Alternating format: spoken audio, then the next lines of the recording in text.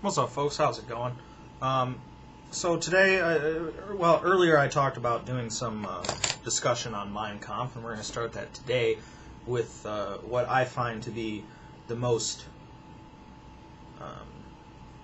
one of the best chapters in this book, because it deals more with broader issues of society and shit, rather than focusing on, Hitler's little racial issues that he had. But this section is about propaganda, all right? And we're going to do some select readings, all right, about propaganda. And then we're going to have a little bit of a discussion later, all right? There seems to have been no clarity on the question, is propaganda a means to an end? It is a means, and must therefore be judged with regard to its end. It must take a form calculated to support the aim which it serves. It is also obvious that this aim can vary in importance from the standpoint of general need, and that the inner value of propaganda will vary accordingly. All right. When the nations of this planet fight for existence, when the question of destiny, to be or not to be, cries out for solution, then all considerations of humanitarianism or aesthetics crumble into nothingness. For all these concepts do not float about in the ether. They arise from man's imagination and are bound up with the man. When he departs from the world, these concepts are again dissolved into nothingness, for nature does not know them. Now, this is an important idea, right? And this is part of the reason why Democrats are extremely bad at government. Okay, they're extremely bad politicians because they haven't learned this lesson. This is a lesson that the Republicans have figured out a long time ago, that when it comes to issues of prime importance, or what you feel to be issues of prime importance, then you don't dick around. You don't act extra friendly, you don't act extra nice, you don't pull punches, you go full forward, which is why Republican rhetoric has always been way more effective. Their campaigning has always been way more effective, and they're just better politicians because they've learned this lesson. The Democrats, for some reason, think that people are going to think they're better people because they're not mean. Well, that unfortunately for them, that's not how it works. As for humanitarianism, Moltke, this is just to let you. He was a chief of the Prussian General Staff in 1859. As for humanitarianism, Moltke said years ago that in war it lies in the brevity of the operation, and that means that the most aggressive fighting technique is the most humane. All right, and that's also that's a literal discussion of war, which is also true. The aggressive tactics of bombing Hiroshima and Nagasaki were ultimately more humane than invading their country, right? Because a lot more people would have died. But this also applies to propaganda, mostly because the more hardcore you are, the quicker you will achieve your aims. Okay, you will have more effective propaganda, and it'll be more humane to you, right? All right. The second really decisive question was this: to whom should propaganda be addressed? To the scientifically trained intellectuals or to the less educated masses? It must be addressed always and exclusively to the masses. What the intellectuals need is not propaganda, but scientific instruction. The content of propaganda is not science any more than the object represented in a poster is art. The art of the poster lies in the designer's ability to attract the attention of the crowd by form and color. A poster advertising an art exhibit must direct the attention of the public to the art being exhibited. The better it succeeds at this, the greater is the art of the poster itself. The poster should give the masses an idea of the significance of the exhibition. It should not be a substitute for the art on display. Anyone who wants to concern himself with the art itself must do more than study the poster. It will not be enough for him just to saunter through the exhibition. We may expect him to examine and immerse himself in individual works, and thus little by little form a fair opinion. A similar situation prevails in what we today call propaganda. The function of propaganda does not lie in the scientific training of the individual, but in calling the masses' attention to certain facts, processes, necessities, etc., whose significance is thus, for the first time, placed within their field of vision. This is an extremely important point, especially as concerning religion, okay, and the way certain atheists, anti-theists approach this issue. Things like long, exhaustive scientific explanations of why, creationism is wrong and evolution is correct, and why all the things that these religious people say are logical fallacies, blah, blah, blah. These things do not appeal to the masses, and they're not working on anybody. The only people that these things are affecting is the intellectuals, and most of the intellectuals are probably already on your side. Okay? Preaching to the choir doesn't help anybody. It might stroke your fucking ego a little bit, but it doesn't help move anything forward. No fucking Christian is sitting there saying to himself, oh wow, I believe in God super hardcore. I believe that if you don't listen to him, you're going to go to hell. Oh, what's this? This is a video about, oh, well, logical fallacies. Oh, wow, that I didn't realize. Oh, I guess I'm just going to change my mind now. Never happened. Never going to happen. No one's being converted or deconverted by that. Okay? You have to get their fucking attention first.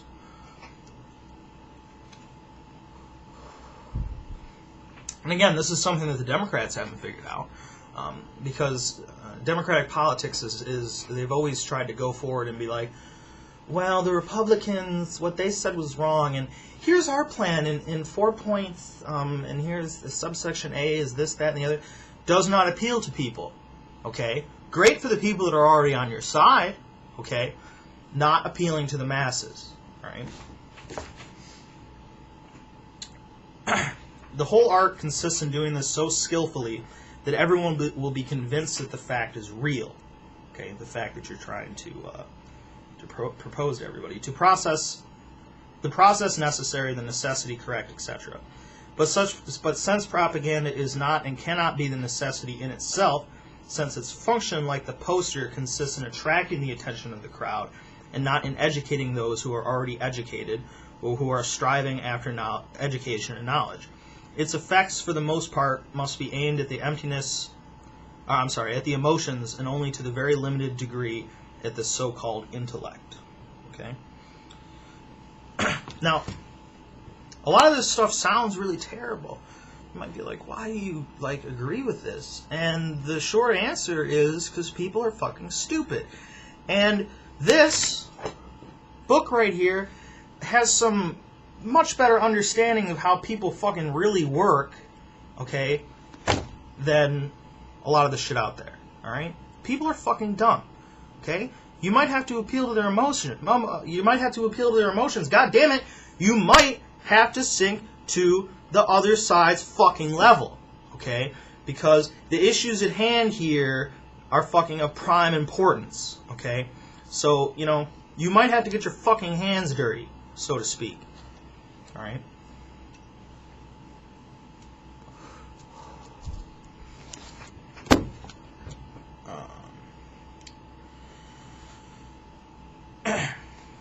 This is an interesting section. Thus we see that propaganda must follow a simple line, and correspondingly the basic tactics must be psychologically sound. For instance, it was absolutely wrong to make the enemy ridiculous, as the Austrian and German comic papers did. This is referring to war propaganda during the First World War. All right. It was absolutely wrong to make the enemy ridiculous, as the Austrian and German comic papers did. It was absolutely wrong because actual contact with the enemy soldier was bound to arouse an entirely different conviction, and the results were devastating.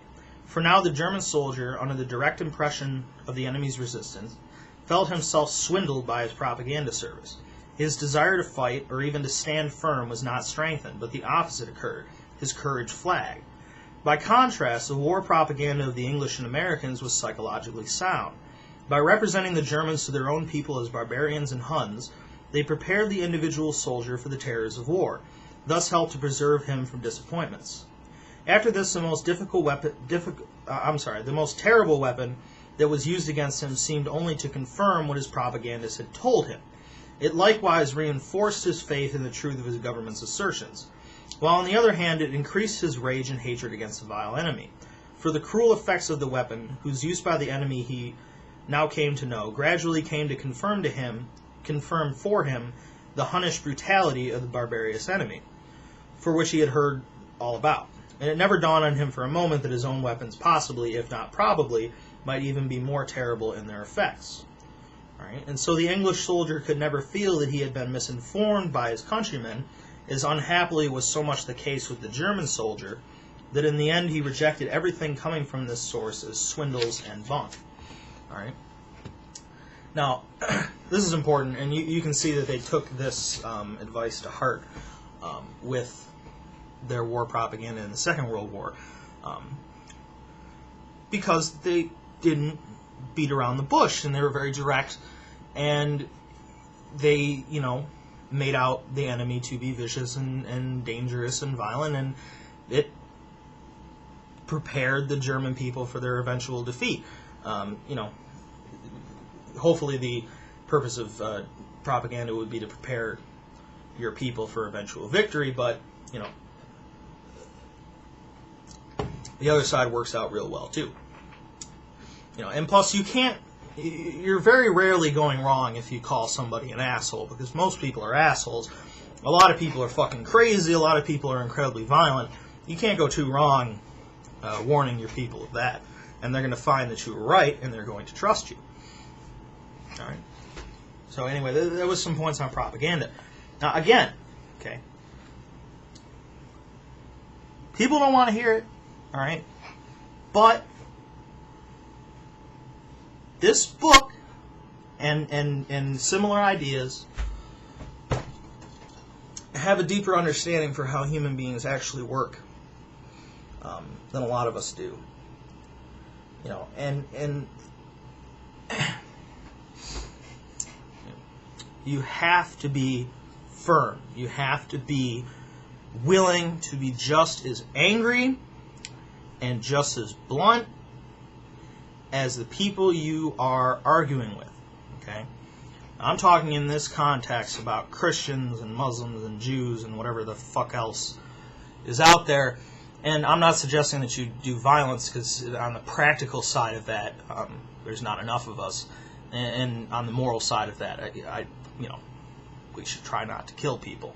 But God damn it, don't fucking act like these people deserve respect. Don't act like these people are smart enough to understand what you're saying, because they're not paying attention to you, because their side has a better fucking propaganda machine than yours does. That's why no matter how much logic, how many facts you throw at these fucking people, it's going to bounce right off of them, because their propaganda is better. They are being controlled better. There's nothing you can do that is going to change their mind, okay? I cannot stress this enough. There is so much weakness amongst the atheists, and a lot of atheists, to be fair, are not anti-theists. They just don't believe in God and don't want to have anything to do with it. But there are lots of people who claim to be anti-theists and speak very strongly against religion. My question is, where the fuck are these people? Why do you say that shit in private, and then when the Christian comes up to ask questions, you act polite?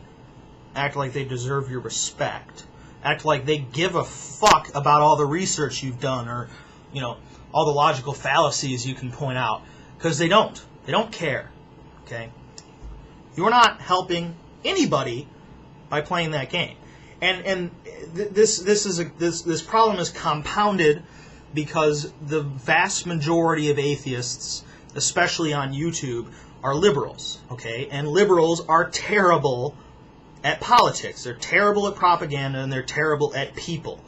Okay? Absolutely awful at understanding how people fucking work. Okay?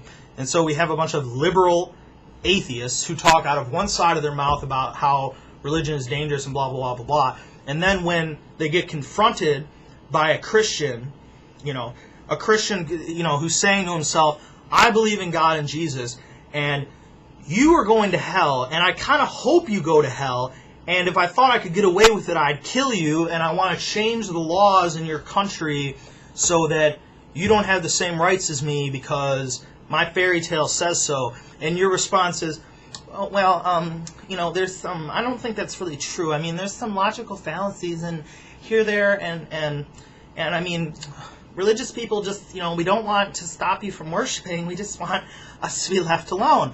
That kind of fucking talk, not helping anybody. Okay? If it's helping anybody, it's helping the Christian.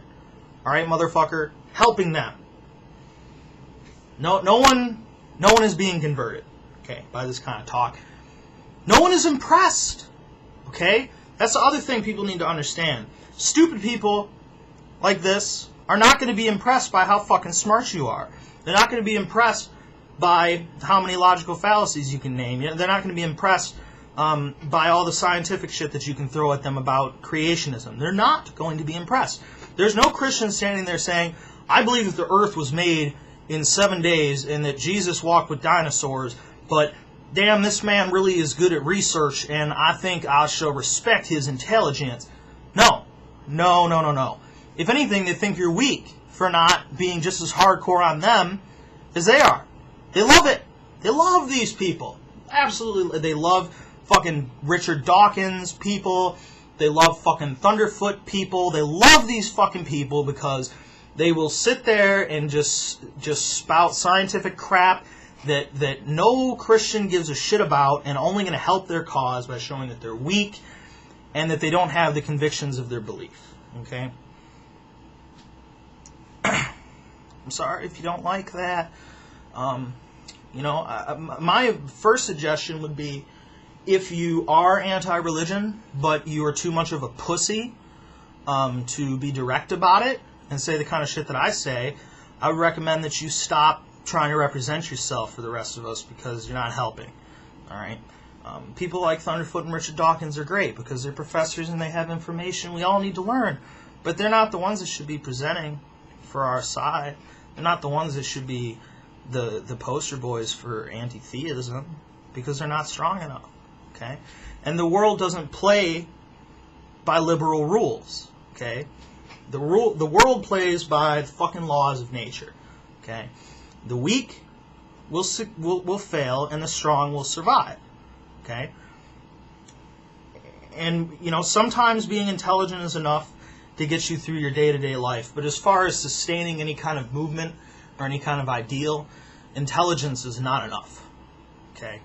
You need intelligence coupled with strength and, a willingness to get in people's fucking face and not apologize for what you think. I don't know.